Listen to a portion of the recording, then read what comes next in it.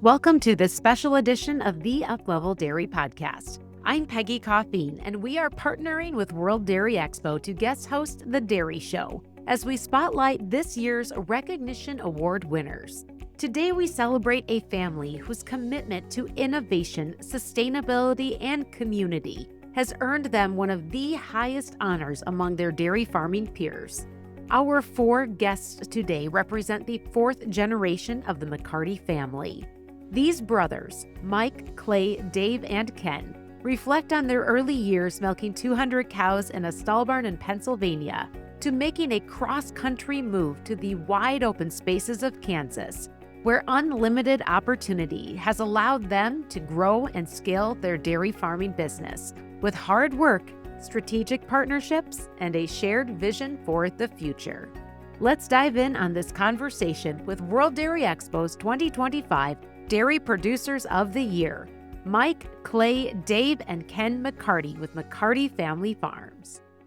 Welcome to the McCarty Brothers, to Mike, David, Ken, and Clay. Looking forward to having this conversation with you today as we celebrate our World Dairy Expo Recognition Award winners. And congratulations on receiving one of the greatest honors that any dairy farmer can receive, and that is the World Dairy Expo recognition of Dairy Farmers of the Year. And so for those that aren't familiar with you and your story, Mike, I'm going to tap you on the shoulder to take us back a little bit to the beginning and give us that history of how McCarty Family Farms got its start. Well, the four of us are actually fourth generation. Great-grandfather milked 8 cows in northeastern Pennsylvania in the early 1900s. Then my grandfather milked about 40 cows. My dad built a new dairy in Pennsylvania in the late 60s, and we were there until 1999, where we sold out and moved to Kansas to start that adventure. And at that point, when we moved, we were milking around 200 cows in a tie stall pipeline barn, and made the move to Kansas in 99, started milking about 700 cows in 2000 in western Kansas near Rexford, Kansas. And from there, it was just a little bit of growth. The Rexford location grew to about 1,400 cows or so. And then we went to a second site in Bird City, Kansas, where we milked about 1,800 to start. And from there, we just did our thing for 4 or 5 years. And then we started down the Danone relationship journey. And at that point, we expanded the Rexford location. We grew the Bird City location, and we took over a third location in Scott City, Kansas. And we built a processing plant at the Rexford Dairy. And that was about 12 years ago now. So time flies. Since then, we've done a partnership. We did a partnership dairy in Ohio with the Van Tilburg family, dairy called MVP. And then just in the last couple of years here in Kansas, we built a new modern facility, did some consolidation and growth. And we call that 2.0. And we milk approximately 10,000 cows there. And we also did another plant expansion with ROUF capability. So it's been 25 years in Kansas. Time has flown by. It just seems like I was a lot younger a few years back, but it's been fun, been quite the ride. And fifth generation, my oldest son just started back with us a few months ago. So we'll see if we can incorporate the next generation. So 5 generations strong now, McCarty Family Farms, and 25 years in Kansas. So here you were growing up milking 200 cows in Pennsylvania. You guys were the labor force, right? Do you have some fond memories of those days? Clay stabbed me in the kneecap with a pitchfork. That's probably my most fond memory. Pulled the pitchfork out and told me, "Don't tell mom. Don't tell mom and dad." So did mom ever find out? That's the real question. Did mom ever find out? I think when we moved to Kansas, maybe. As much as things have changed, has some things stayed the same, or are you pretty safe with a pitchfork around each other these days? We've moved away from the pitchfork and replaced it with a computer. The brotherly banter is now in words and not in farm weapons. Yeah, none of us can type very well, so the words are few and far between, Peggy. But why Kansas, guys? Now when we think about where dairy growth is and where cow movements are happening, we look at that region, we see it. 25 years ago, that wasn't the case. So, what was it about that region that drew your family from a heritage and history that was built in that barn to look to go halfway across the country and build something from nothing? Clay and I were getting out of college in the mid 90s, and Dad was looking ahead to where things were going. And where we were at in Pennsylvania, hey, it's a great place, but to scale ag, to do what we do, we just weren't going to be able to do that there. So, Dad's like, hey, if he gave us some options, if we wanted to do some things, we wanted to diversify back there. Did we want to try to grow a little bit there? We looked at various opportunities, and then we started making trips west and started traveling to Kansas in the mid 90s, like 96, I think, and made several trips. And we just fell in love with it out here. This is big ag country out here. We're sitting back there farming 1,000 acres, like on 130 fields or strips. We roll out here and you got a full section. So 2 sections was bigger than our entire farm. And we're like, oh my gosh, we're blown away by it all. And at that time when we made the move, growth was just starting in western Kansas. 2 dairies around Syracuse had come in. There was a dairy in Cimarron being built. And everybody in western Kansas is very hungry for economic development, for more in the communities. And made trips, met a lot of wonderful people. We got hooked up with a group called CREDA, Kansas Rural Economic Development Alliance. We drove all over western Kansas looking at areas, and we finally settled on a couple different sites or locations, and we put it to vote. It was, thank goodness, it was a democracy. We were able to vote. The brothers outvoted Dad 4-1, and we ended up in Rexford, Kansas. So that's how we got here. We're young, full of energy. Failure's not an option. We're gonna recreate ourselves a little bit. So at 25 years later, here you are, and how McCarty Family Farms has grown. Mike, you mentioned some of the partnerships that have brought that together, whether that was through the economic development groups and also through partnerships with Danone. And Dave, when you look at those partnerships, can you expand on what some of those partnerships have looked like and the role they played in creating what has been the farm's journey going forward and really what they've meant to your family and the operation?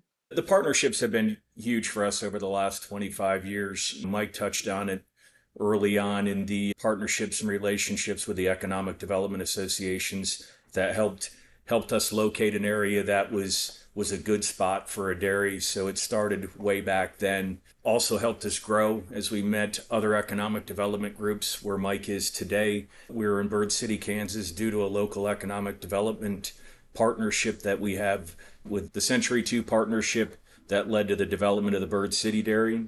Our banking relationship that challenged us to be a price maker, not a price taker. That partnership, which still continues today and has lasted over 20 years, has continued to allow us to grow. Those partnerships led into the Danone partnership that, as we can tell, has been a huge part of our success and allowed a tremendous amount of growth and allowed us to dairy the way we felt we needed to dairy in the right way to dairy. There's as many ways to dairy as there is dairymen, but we prefer our way, and it's allowed us to do that.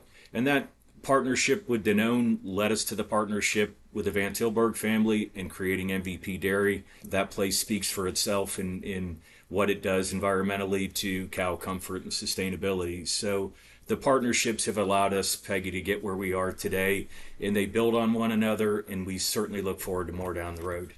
And as you talk about those partnerships, David, what do you believe is really the key to developing long-lasting partnerships that not only are beneficial to your family and your business, but really these are partnerships that have impacted your entire communities?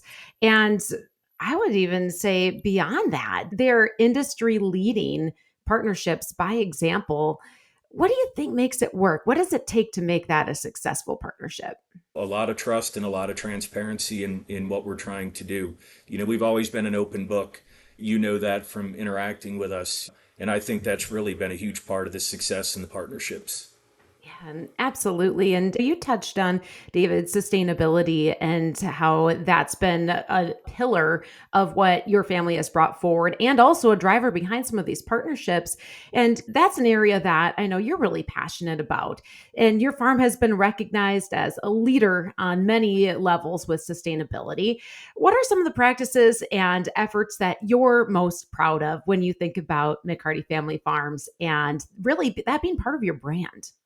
Sustainability has always been something that I think is kind of ingrained into us and maybe not clearly defined with what it looks like. And I think that's been kind of an advantage for us. We've always taken a really broad view of sustainability, whether that be, community sustainability or business sustainability or environmental sustainability. They all matter to us. And by taking that really broad view of that kind of big concept, it allows us, in my opinion, to always make progress in one form or fashion. But when it comes to just specifically environmental sustainability, it all really starts with the cow. And we've always been passionate about cow care, and we kind of encapsulate that with as many independent animal welfare audits that we can achieve, whether that be Validus or farm or Danone specific audits. A healthy, productive animal is a sustainable animal. And we've made tremendous progress in that over the course of the years. Today, we're heavily invested in improving the genetics of our animals through genomic testing and kind of enhanced bull selection, and really trying to create that highly productive, high health, highly reproductive, efficient animal with a nod toward kind of specialty traits. So the most productive thing we can do in enhancing our overall environmental and business sustainability is to create a healthier and more productive animal. But when you go kind of beyond the cow, there's a few things that we take a lot of pride in. Our processing plant, for one. Our milk doesn't have to travel very far to hit a processing plant. And as such, the freight to move our milk is minimized. And as such, the emissions to move our milk is minimized. Within our processing plant, we reclaim a tremendous amount of water, basically reducing our freight of finished goods by about 75% plus, keeping that water over top of the aquifer from which it came, which for those people that know Northwest Kansas, water is a big deal. And we've made water a kind of a cornerstone of our environmental sustainability practices. We try to highlight our efforts in the Learning Center, and we try to walk the walk and not just talk the talk, whether that be soil moisture probes in our crop fields to cover crops and enhancing soil organic matter, to the processing plant, to efficient cow cooling technologies. We're really trying to practice what we preach and be as water conservative as possible. We've staked our future on this area, and this area is gonna struggle to exist if it doesn't have water. So we have to have a sharp focus on that. And recently, we've started a contract with a group that's going to run a biodigester on our Rexford 2.0 facility.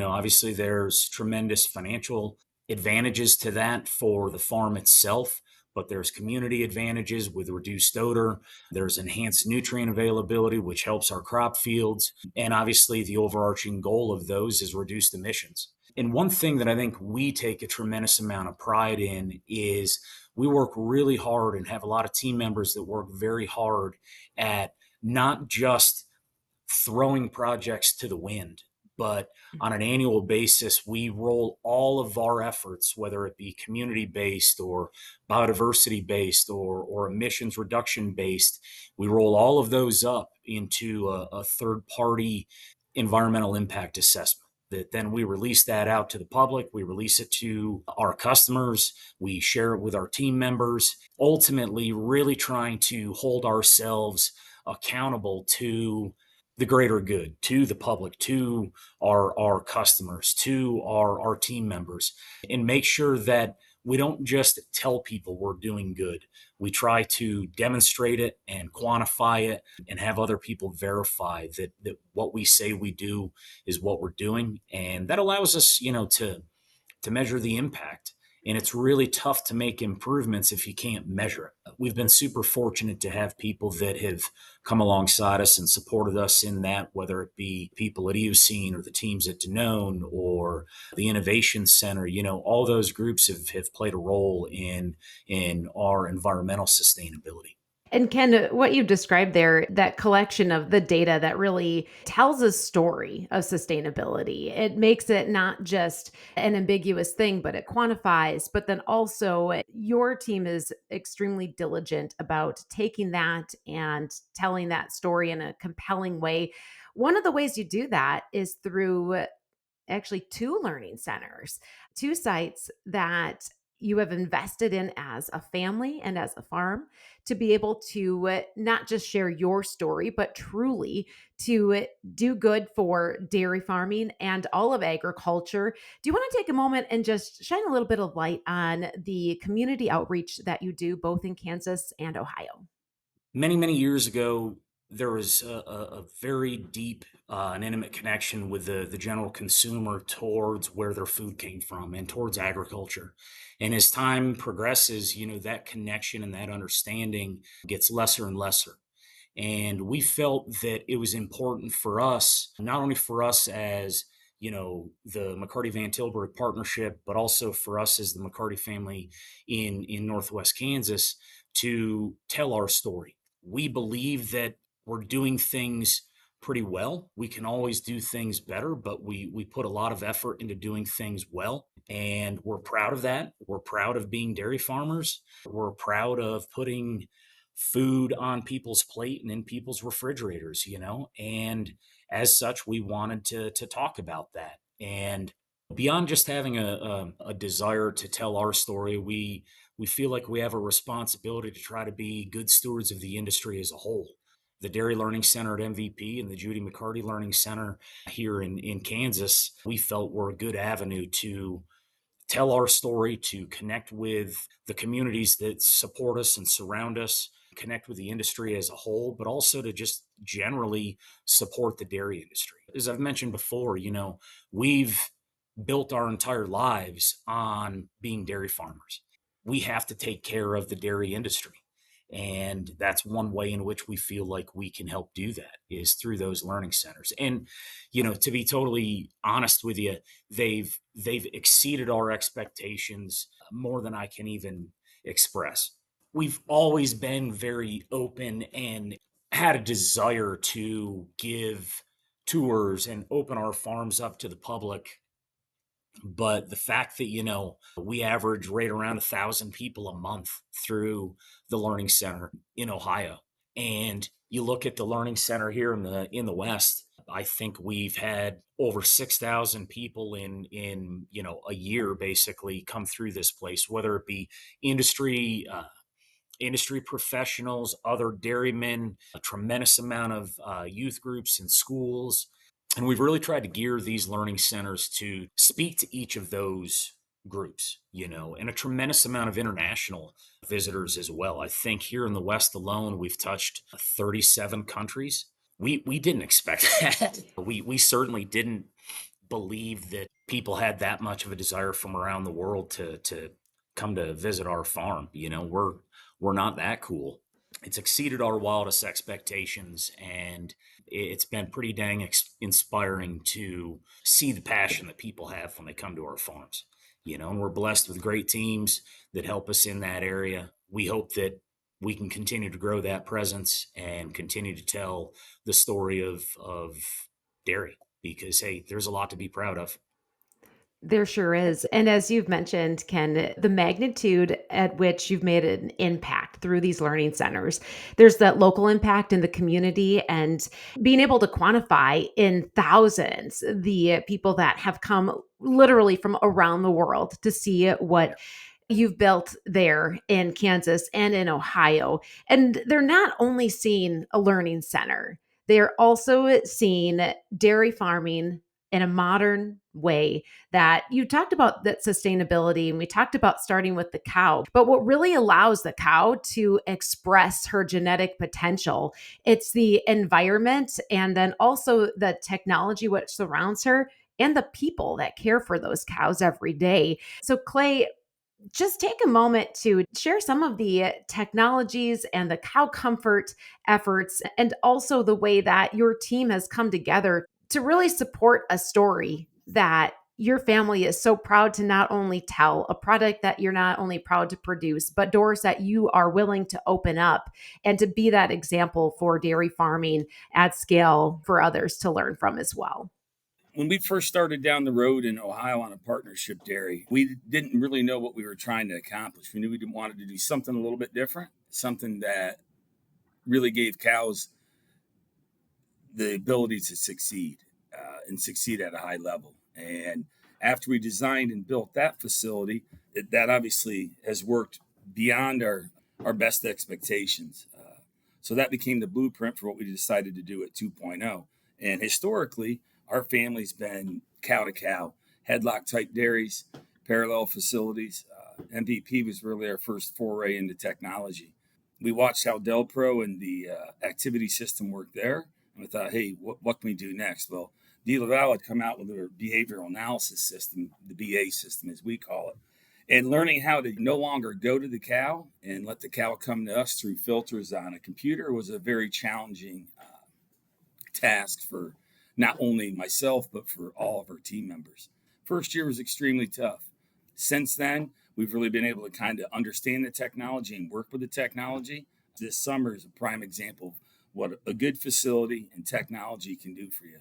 Our performance in the West through some pretty brutal temperatures has been unbelievably exciting to watch. I mean, hey, we're basically 100 pounds on 10,000 cows. Our cull rate's as low as it's ever been. And I credit a lot of that to technology. There's a reason a lot of people are coming to our facility. You don't find a rotary as basically tricked out, for lack of a better word, as we have. Flow response milking, behavioral sorts, conductivity. And when I talk about flow response milking, we hear this word precision agriculture, precision plant, precision spray. Hey, we're precision milking our cows. Every cow is milked the way that cow needs to be milked. If you're a 100-pound cow, you're going to milk out differently than the 65-pound, tail end dry cow. For instance, like we've been having some issues with not catching enough cows on conductivity. So, hey, we just adjusted some filter settings and hey, now we're catching cows again. And learning how to manage those, all the credit to the guys that do that every day here, and the trust that they've had to learn to develop in systems. It's worked so well that our goal is to actually roll out that behavioral system on all of our farms in the West, hopefully this year. We still have some holes in our system. And, my brother David says all the time, we want to create widgets, right? Well, hey, it's hard to create widgets when the factories aren't the same. So I think the goal over time is to roll this technology out to all of our farms and modernize us for the next generation. Ultimately, it's our internal goal. So these advancements in technologies and looking to continue to drive those efforts, that's what the next 25 years looks like for McCarty Family Farms, is the efforts that you're putting in today to be able to set up for that future for your farm and for your family. And all of these components, when you put them together, these are the things that have positioned McCarty Family Farms to receive one of the greatest honors here this year at World Dairy Expo. And when you think about this honor of receiving the recognition of World Dairy Producer of the Year, I'd love to hear from each one of you. What does this award mean to you personally? Mike, would you like to start? You reflect a little bit on where you were, where you came from, and where we're at now. And you think back growing up as a kid, carrying the buckets of milk out to the calves to feed the calves. And then you make the move. And then, there's so many crossroads in life where we could have chosen to go a different direction. And whatever the path we chose got us here. And it really just such a good feeling to be here and to have people recognize you for the efforts. And it's the efforts of really 50 years, probably 125 years if you go back to my great grandfather. But our journey has been the last 25. And it's a lot of hard times, good times, ups and downs, emotional days, culminates with this. And that's a great feeling. We're just extremely honored. Make your plans to visit World Dairy Expo in Madison, Wisconsin, September 30th through October 3rd. It's a cow show, a trade show, and so much more. World Dairy Expo is where dairy leaders like you gather to connect with others. Visit worlddairyexpo.com to plan your trip today. David, how about you? Clay touched on it too. It's allowed us to realize the change in the progress we've made. I always tell these guys, we used to dairy with a hatchet. We now dairy with a scalpel. Where are we going to be in 25 years? I think what you both highlighted is it's progress, right? It's taking this moment to reflect on where you came from. And the four of you and your family, there's so much focus on the future and building that what's next for a next generation. And for you, Ken, what does it mean to you to be able to stand with your brothers and with your father and family members in Madison at World Dairy Expo to receive this honor? Dairying is hard. It really means a lot to be recognized by people who understand just how hard it is. Those are the recognitions that mean the most, because you look at what's happened in the industry over the past 35 years, the number of farms that have exited, and we could have been one of those. And shoot, at times probably should have been one of those. We've been fortunate enough to be able to keep doing what we're passionate about, keep doing what our family's been doing for over a century, and do it together. Yeah, that means a lot. Means a lot. Ken, in what you just shared there with the number of dairies that have exited and the duration of time that you've been in this business, your family could have been one of them, right? And so could so many others. What do you think is the lesson that you'd like to share with the next generation of McCarty family farms about what it has taken to get through? Our dad used to always tell us, still does, which at this point in our career, you kind of get tired of hearing it, but if the guy working alongside you is a foot deep in manure, you should be too. And I think that still holds true today, right? That it might come in a different form. It might come through spending more hours working behind a laptop than you really want to, or figuring out a way to grow your business or improve the farms or what have you. But at the root of that, hard work still matters. Grit and determination, thinking still matters. This isn't easy, and it's not going to be easy. If you're looking for something easy, then you should be looking elsewhere. And that's okay. What I tell my oldest son often is aggression is important. Working hard when a lot of other people don't want to or aren't willing to can really tip the scales in your favor. And we've been fortunate to have a lot of people believe in us when perhaps at times we didn't even believe in ourselves. But not quitting has made a big difference over the past 110, 115 years of our family being in the dairy industry. And when you talk to Dad, every generation had reasons to quit, whether it be, floods or illness or market conditions or, you name it. Everybody had a reason at one point or another to just give up and go do something easier, safer. And they didn't. And we're trying to carry that legacy forward and hope that the next generation has the desire to do that as well. What I'm hearing in what you're sharing is that the difference maker has been working hard and sticking it out through the tough times. And that's what leads you to be on the stage in a couple of weeks here at World Dairy Expo to receive a recognition award. And it's not just an award that's given out for accomplishing great things. This is more than having a top producing herd. This is more than top components. This is grit, determination, sweat, tears, and blood, like all rolled into one. That's kind of what this recognition award really is, isn't it? That's how it feels, for sure. For you, Clay, what does it mean to you to stand before other dairy producers with your family and receive one of the greatest honors in the industry? First off, it's exciting. It's something I don't think any of us ever thought would happen. But I think if you look back the last 25 years from the time we moved to Kansas to here, most of what has happened in our life is kind of amazing to me. I'm very proud of not only my brothers and my family for, the persistency it took to stay in this game. There was lots of times where I think even Mike would agree with me. Like, it was like, we should get out of this. Like, we're in over our heads. We stayed in the game, singles and doubles, right?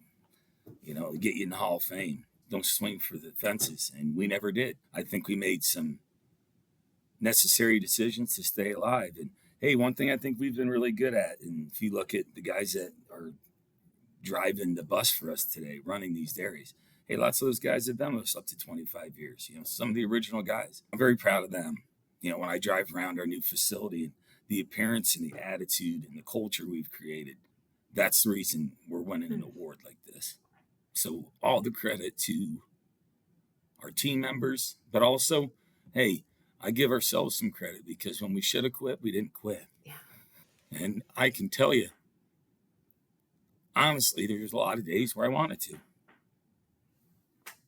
But I'm fortunate that I have the support of 3 very talented brothers, and we had a mother that was extremely supportive.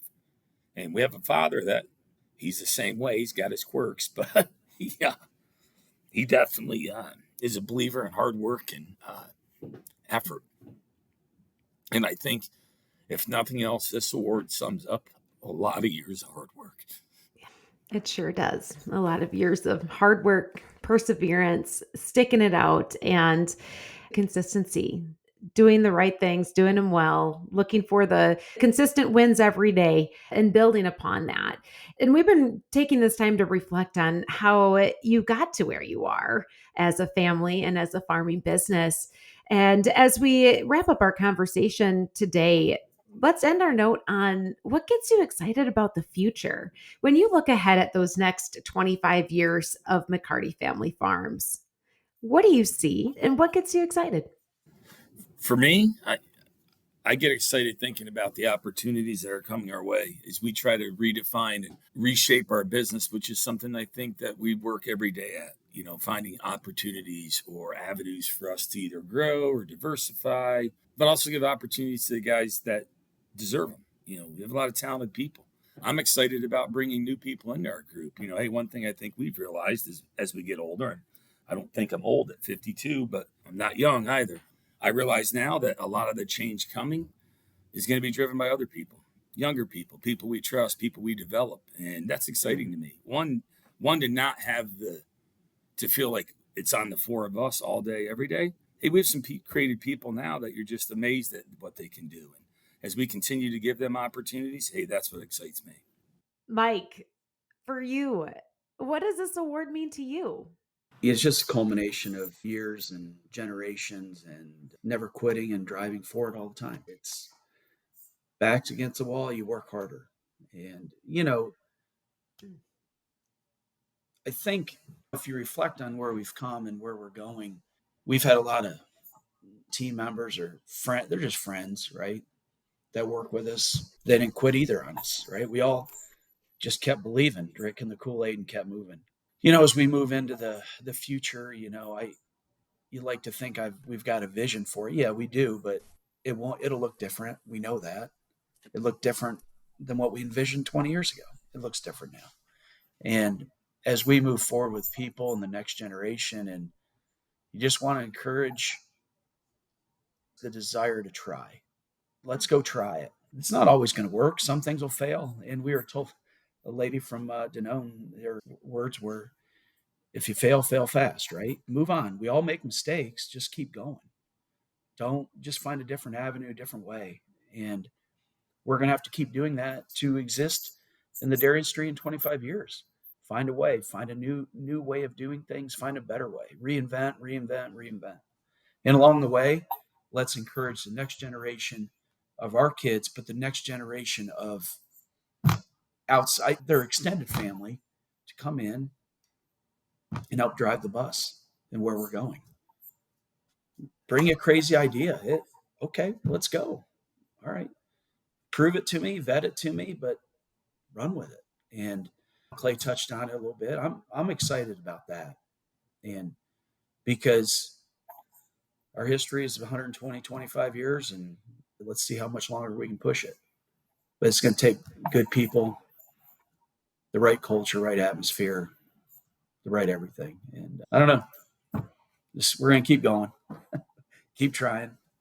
And you've laid the groundwork, right? You've built on the legacy and tradition of your family, but that legacy isn't rooted in things that aren't able to adapt and change and be able to work toward a vision of what's ahead, but also be adaptable at the same time to where the greatest opportunities lie, and getting the right people and, like you said, that right culture on board to get there.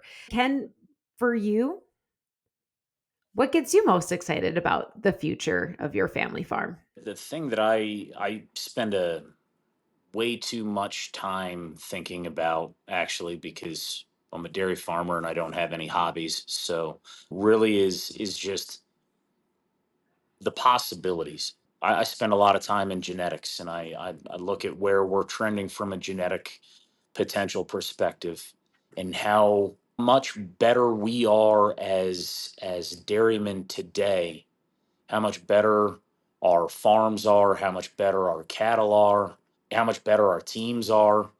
I just get really excited about seeing what we can achieve with the right teams, with the right cows, with the right farms. And Clay touched on it earlier, the heat of the western Kansas summer, which at times can be flippin' brutal. Our cows have made more milk. Like, that shouldn't happen. And yet they've done it. And I look at that and I spend a tremendous amount of time thinking about what we can possibly achieve with where we're going. And then you throw in on top of that some young minds that think differently than we do. Man, I just think the future of dairying and the future for our farm, I just think it's really bright. There's a lot of smart kids out there, and a couple smart kids with the right farm, the right cows, the right technology, and the right support network. And we're really fortunate that we have a really good support network. Great customers, great lenders, great industry partners. Man, the sky's the limit. That's what gets me excited about the future. And when you talk about those young people, are some of them part of the McCarty family? Yeah, they are. We've been really fortunate as a family to generally have healthy kids and hardworking kids and bright kids.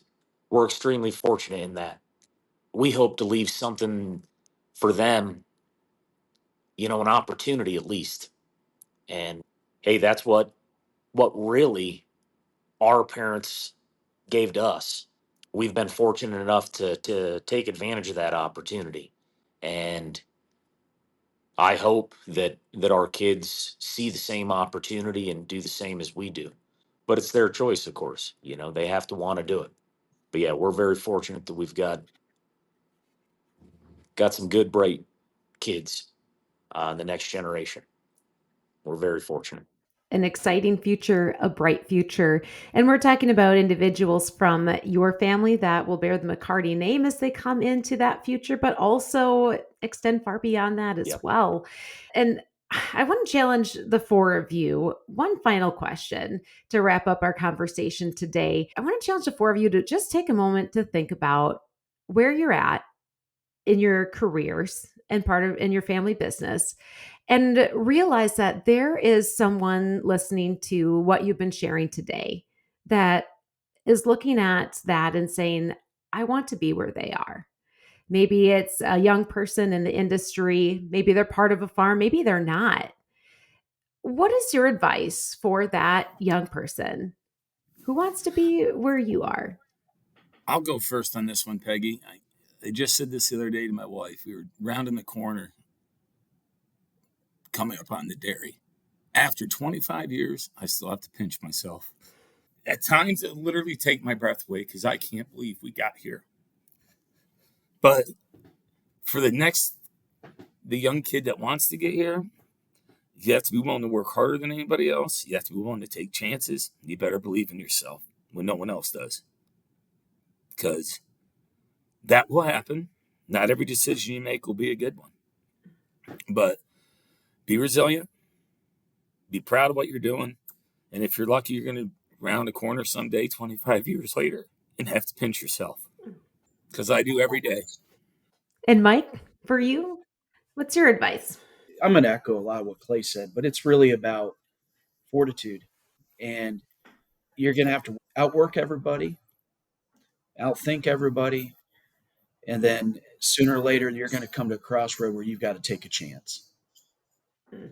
You can evaluate it, you can do that, but you're going to take a chance, right? I think if you talk to most dairymen that are still in the business, there was a gut check time about growth or buying another farm or buying land or something.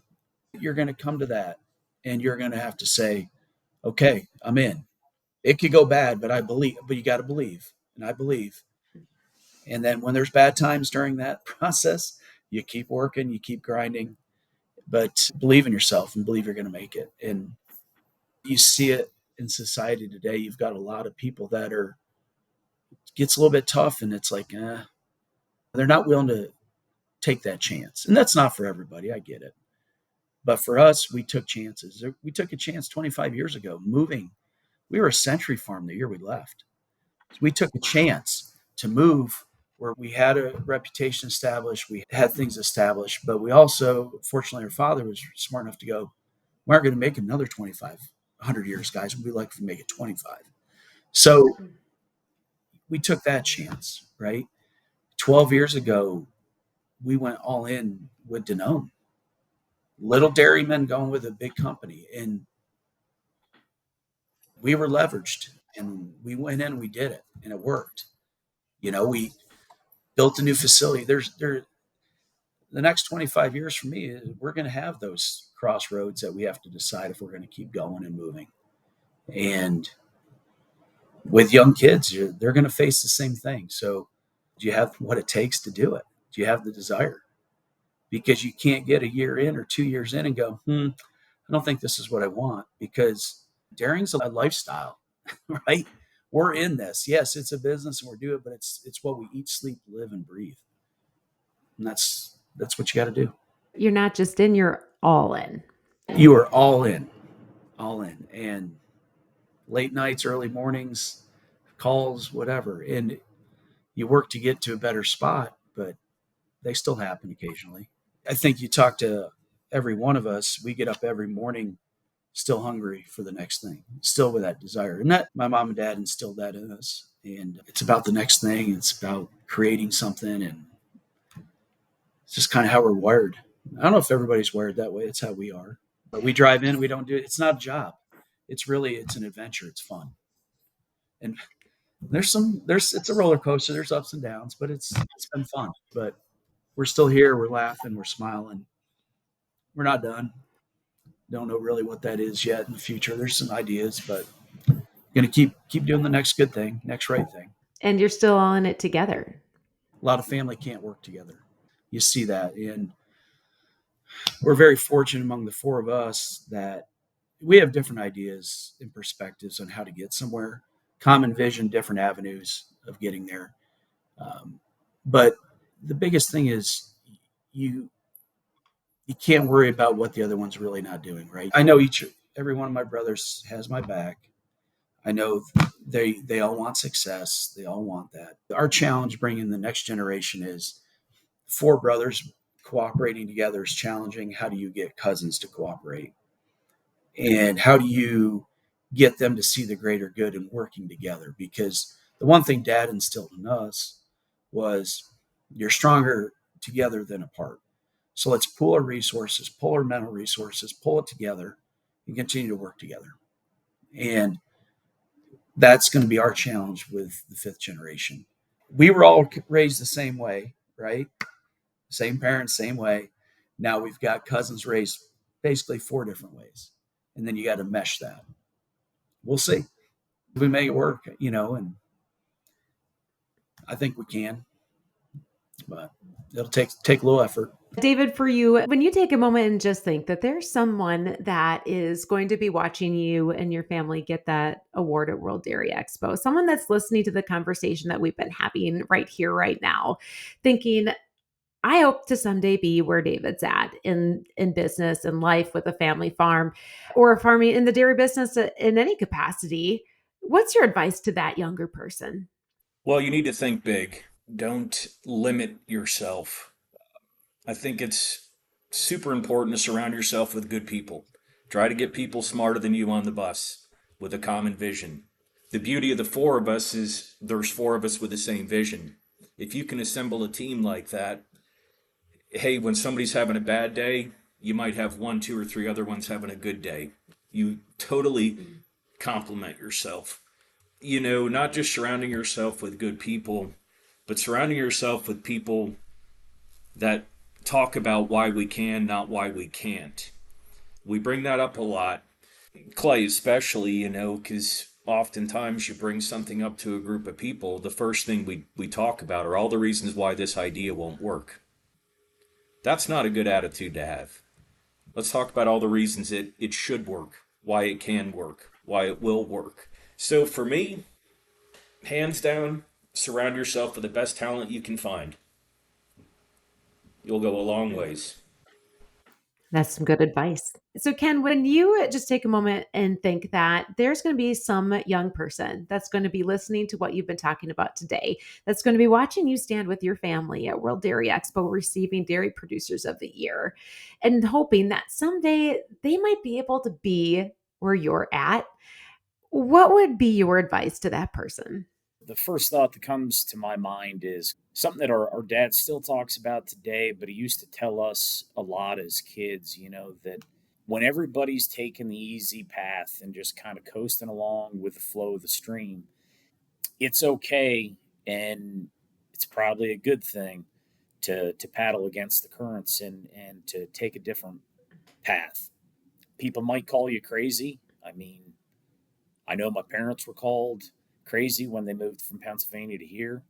We were called crazy when, for the past 25 years, a bunch of different times.